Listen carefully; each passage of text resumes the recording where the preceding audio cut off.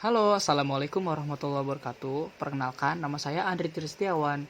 Di sini saya akan sedikit memberikan informasi tentang peran guru dan orang tua dalam pembelajaran daring selama pandemi. Pada tahun 2020, Kementerian Pendidikan dan Kebudayaan atau yang biasa disebut Kemendikbud menerbitkan Surat Edaran Nomor 15 Tahun 2020 tentang pedoman penyelenggaraan belajar dari rumah dalam masa darurat penyebaran COVID-19.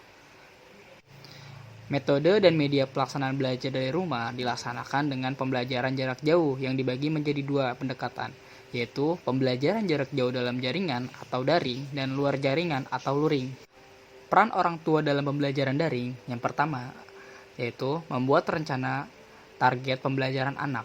Situasi belajar di rumah memang kadang ideal seperti saat belajar di sekolah. Untuk itu, orang tua perlu membuat adaptasi dan target belajar yang realistis sesuai dengan kondisi rumah. Misalnya, faktor gangguan seperti adanya saudara yang dapat mengganggu kegiatan belajar, sarana dan prasarana belajar daring, serta menyesuaikan dengan jadwal WFH orang tua.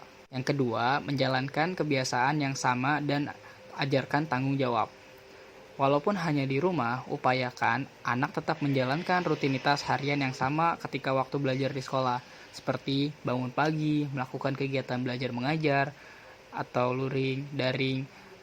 Baru setelah anak dapat bermain, hal itu dapat dilakukan agar anak lebih aman, nyaman, dan tidak cemas terhadap perubahan situasi belajar yang ada. Yang ketiga, sabar. Selama belajar dari rumah, orang tua akan menjadi tutor anak menggantikan guru. Untuk itu, perlu kesabaran dalam membimbing anak belajar. Selain itu, berikan pengajaran dengan kasih sayang, tujuan agar anak merasa nyaman dan aman dengan situasi belajar di rumah, terutama pada masa pandemi. Yang keempat, memanfaatkan aplikasi. Pembelajaran teknologi kini dapat membuat Anda menggunakan berbagai aplikasi untuk membantu metode belajar anak. Apalagi anak-anak kini lebih menyukai pembelajaran yang memiliki animasi visual dan auditorio yang menyenangkan, sehingga orang tua tidak melulu memberikan materi pembelajaran secara konvensional. Lalu, ada peran guru dalam pembelajaran daring. Yang pertama, ada kemampuan guru memanfaatkan teknologi. Guru perlu mendalami perkembangan teknologi yang dapat dijadikan sebagai media pembelajaran online. Misalnya, presentasi yang menggunakan video konferensi, tugas yang diajarkan melalui dokumen online, hingga memberikan soft copy materi pembelajaran. Ini berfungsi agar anak didik dapat menerima materi yang menarik dan efektif. Yang kedua, materi pembelajaran terencana dan efektif.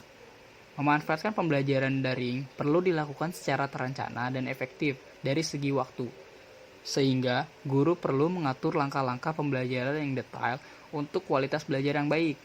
Guru dan siswa bersama-sama dapat menentukan tujuan pembelajaran, waktu, dan memilih pembelajaran dengan langkah-langkah yang tepat dan akurat. Yang ketiga, menyatukan persepsi dan konsentrasi siswa. Dalam pembelajaran online, guru harus mampu menyatukan persepsi dan konsentrasi antara didik melalui lokasi yang jauh dan berbeda-beda. Maka itu, guru perlu memiliki visi yang jelas dalam pembelajaran dan mampu menjalani ikatan batin, sehingga guru berperan juga sebagai motivator, fasilitator, dan komunikator. Dan yang terakhir, yang keempat adalah menguatkan karakter siswa.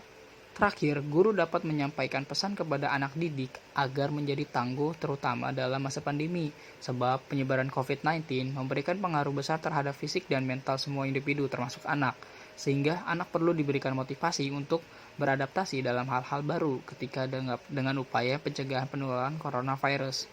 Sekian dan terima kasih. Dadah, sampai jumpa kembali. Halo.